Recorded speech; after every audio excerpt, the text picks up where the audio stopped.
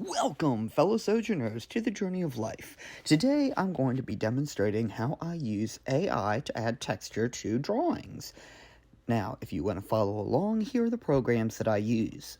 First, you need a drawing program. It doesn't need to be a great one, just a decent one. That means the ability to stack layers on top of each other and the ability to change blending settings. This is the one I use, and it's free.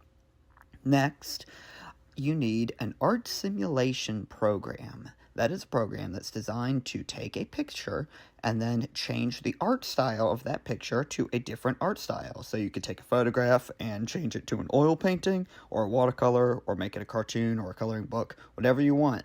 I use Picasso. I have a lot of brand loyalty to these people. I've been using them for over 2 years, but there are plenty of others if you would like to use something else.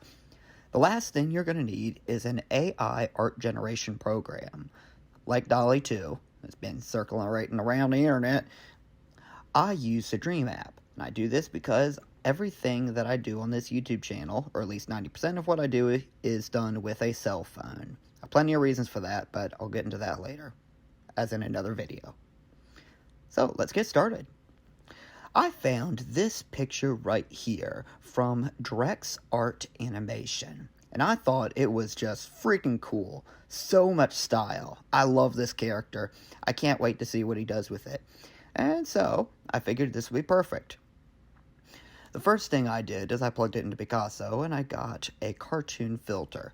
I did this so that I could isolate the colors. The original image had a little bit of compression when it was uploaded, and so this kind of smooths everything out so I can have nice solid blocks of color.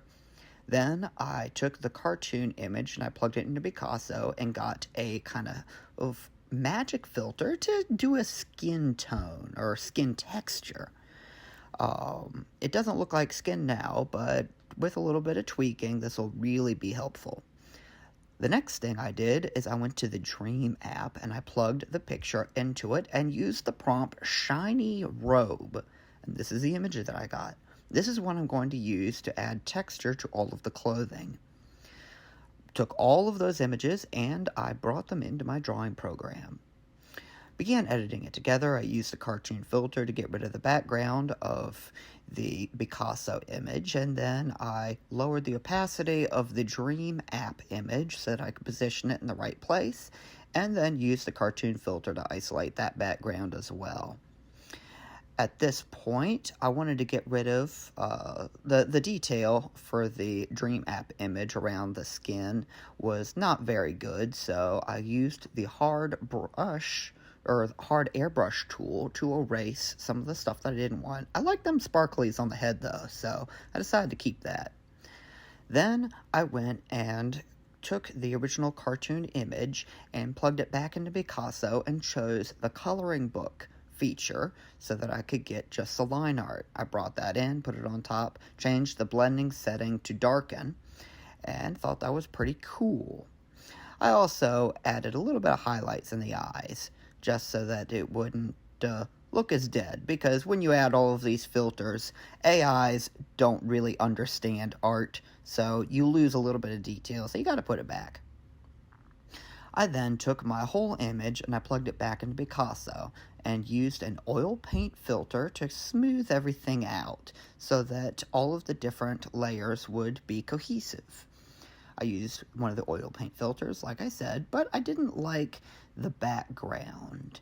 I thought that having one filter over the entire thing flattened everything, and I wanted the character to stand out.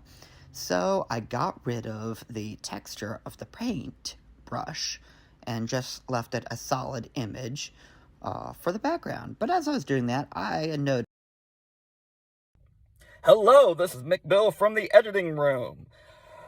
For some reason, this is where the audio decided to die.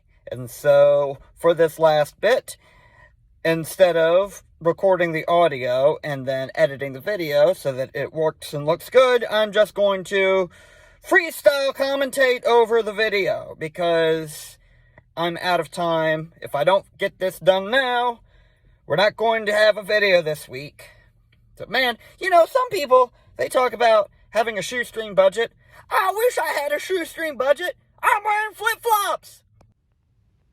Alright, so I used the Picasso tools,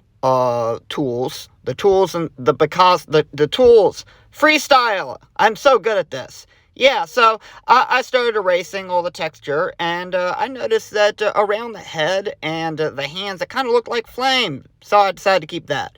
Then I wanted to lower the saturation of the background, because the amount of saturation you have in a part of an image changes where the eye is going to be drawn to.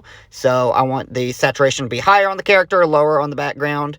I tried using Picasso at first, as you saw, and it didn't work. So I went back to the drawing program and I used the same technique I normally use to do it, and I did it. Look at that! Look at how good it is. Did the thing. All right, now I added smoke because smoke is cool, and I thought it would give it more of like a kind of like a Wizard Dragon Ball Z thing. And then, that's it. I did it. Yay! Commentate. Freestyle. Let's go! Please like and subscribe.